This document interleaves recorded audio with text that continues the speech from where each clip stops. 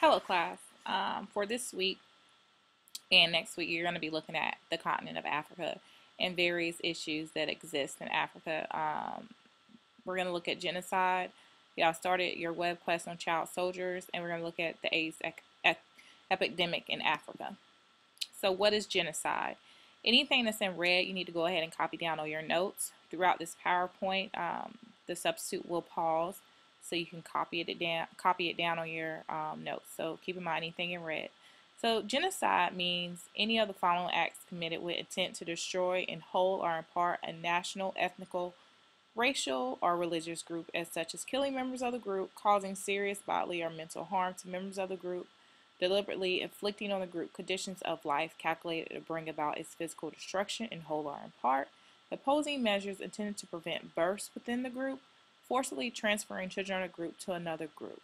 This is what happened during the Holocaust. This is a perfect example of genocide. When Hitler tried to get rid of the Jewish people, he tried to kill anybody off that he did not see as part of the supreme race.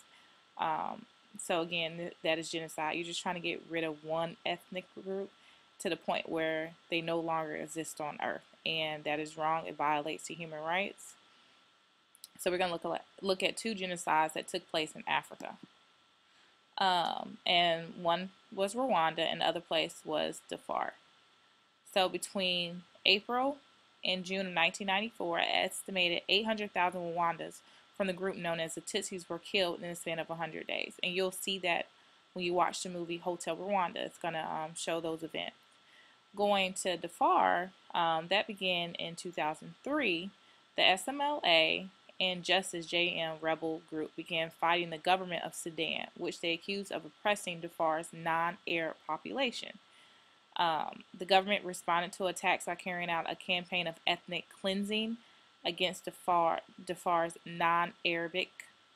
This produced the deaths of tens to hundreds of thousands of civilians. And again, I know you can't see, it's non-Arabs. This produced the deaths of tens to hundreds of thousands of civilians. So let's look at genocides between the Hutsis and Tutsi. This is their story. These are just pictures that you can look at. These are actually human skulls, the Tutsis that got murdered during this genocide. So who are they? The Hutsis and Tutsis are two groups of people that settled in present-day Rwanda close to 2,000 years ago. Some scientists believe the Tutsis migrated from the present-day Ethiopia. Over time, they worked together and they were united. They developed a single language, and they had one set of religious and physiological beliefs. However, a division is going to begin. In the 18th century, which is the 1700s, when Rwanda emerged as a powerful and populous nation, its rulers began to measure their power in the number of their cattle. Not money, but cows. The Tutsis were rich in cattle. They were the elite and ruling class because they had more cattle. On the other hand, the Hutsis had less livestock, that is livestock, and less power. So the Hutsis were the majority, around 85%, but they were considered commoners. So again, if you're looking at the different age of revolutions, like the upper class, they were the smaller majority of the civilization, or the people that lived there. Same thing. The people that are in control during this time make up the small amount of the population versus the majority. They are not in charge, and that's very similar to what we was looking at when we looked at like the age of revolutions. So Tutsis were the minority, around 14%, but they were considered the elite ruling class because of their large estates, large number of servants, and large number of cattle. They also looked different because the Hutsis and Tutsis did not usually intermarry. Their offspring began to develop similarities in their features. The Tutsis were very often very tall, thin, with narrow features, and fair skin, meaning lighter color skin. The Hutsis were often shorter, stronger, with broader features and darker skin. The Europeans, when we looked at the scramble for Africa, they are also going to go in and colonize Rwanda. So they're going to actually look at the differences that already existed there. So the Germans were the first Europeans to colonize Rwanda. They did so in the early 1900s. Germans helped to fight off other countries that attacked Rwanda. This helped Rwanda and it made it a strong country. After World War I, the United Nations decided Germany could no longer rule Rwanda. So the country was now under the safeguards of the United Nations and it was to be governed by Belgium. However, Belgium is going to bring further division between the Hutsis and the Tutsis. Belgium decided to use the class system that had already been put in place to their advantage. The Belgians favored the Tutsis and gave them privileges and Western-style education. That's Western-style education. Why did the Belgians do this? The Belgians did this because they could control Rwanda easier this way. You know, when you divide, it's easier to divide and conquer than for them to be together and try to conquer them. The Belgians also favored the Tutsis because they appeared more European in their tall, slender features. They discriminated against the Hutsis because they appeared less European. So the Hutsis fight the Tutsis, still angry at being repressed and discriminated against for so many years. The Hutsis fight the Tutsis. Many Tutsis are massacred and many flee Rwanda. They leave their home country. Human rights groups warn the international community of an impending genocide, saying, hey, we need to look at what's going on in Rwanda. It's going to be a genocide between these two groups. The Hutsis are going to try to get rid of the Tutsis. In March of 1994, the human rights group are forced to flee Rwanda due to the impending calamity. Only the Red Cross stays behind to help. Also, the United Nations will leave. The UN is forced to leave for a variety of reasons, including increased violence in Rwanda and world tensions following crises that occurred in Somalia, another country in Africa. So, genocide will take place, a day that will live in infamy. April 6, 1994, the president, I'm not even going to try to say his name, and the president are shot down in a plane and killed. No one knows who shot the president's plane. There are theories that the Hutsis did this, and there are theories that the Tutsis did this. That night, the genocide began. The Hutsis militia, and you need to copy this down, at one point, 30,000 people strong, slaughtered any Tutsi that came in their path. It did not matter if it was a baby, a child. They especially wanted to slaughter the little kids because they didn't want them to grow up and reproduce. They encouraged regular Hutsi civilians to do the same. In some cases, Hutsis were forced to kill their Tutsi neighbors.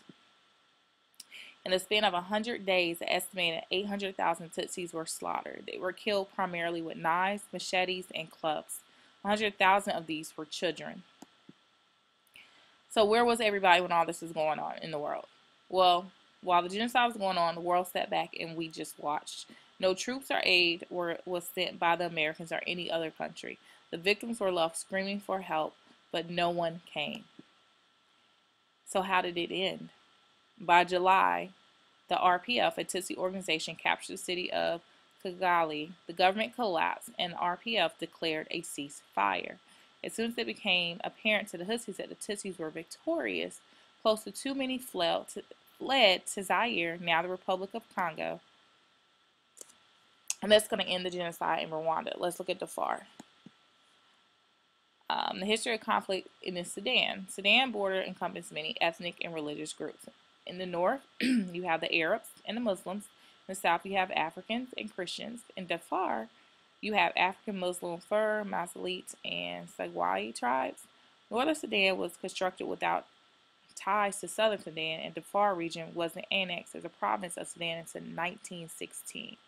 Almost 50 years after the North and the South was unified. So you have a lot of division in this one particular country.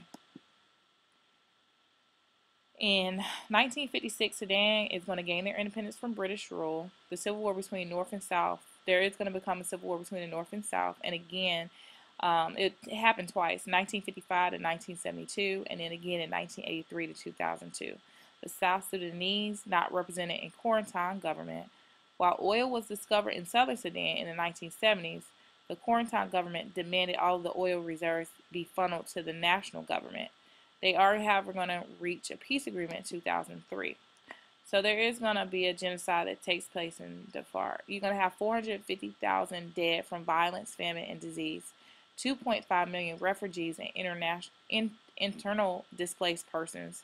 you're going to have 150,000 to 300,000 refugees in neighboring Chad. So they start to flee. In July 2004, Congress declared the crisis in Darfur to be a genocide. In September 2004, on behalf of the United States government, Secretary of the State Colin Powell followed suit.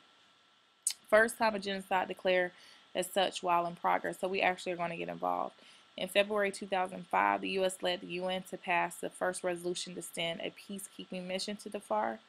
In September 2006, the UN resolution authorizing the deployment of 17,000 peacekeepers with a Chapter 7 mandate to protect, but only with the consent of the Sudan's government. Sudan's government adamantly refused to consent as they are, I can't even see what that was, as they are sponsoring the genocide, but you don't have anything copied out right here. So, let's look at the other issues in Africa. This, you just have to listen. And you do not have to take notes. It's all in your, it's all typed up for you. So child soldiers.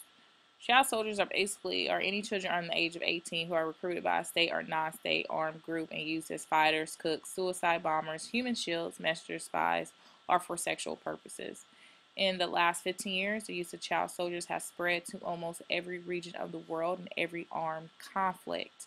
Though an exact number is impossible to define, thousands of child soldiers are illegally serving in armed conflict around the world.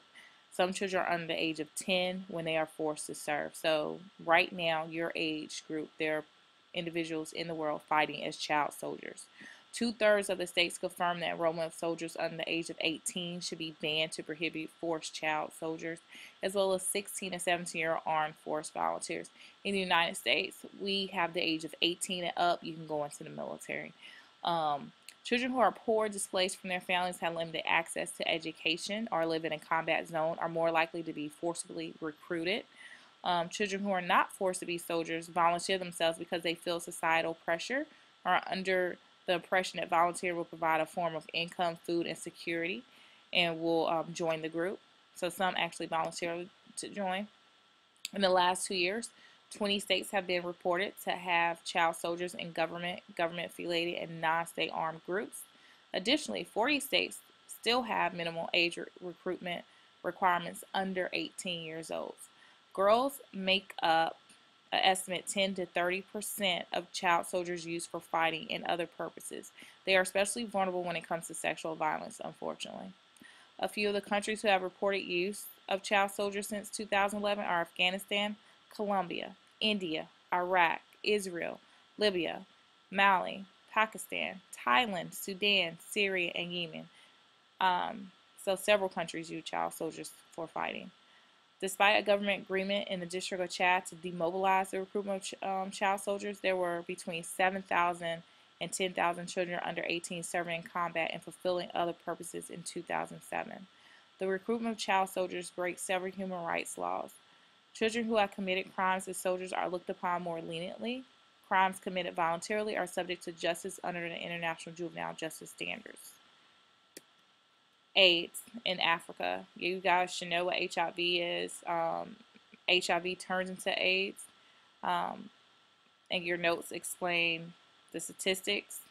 1,000 children are affected with HIV every day. 23% of children infected with HIV are being treated. 17 million Africans have died of AIDS since the virus was discovered. There are 25 million Africans living with the HIV virus. 13 million African children are orphans because of HIV.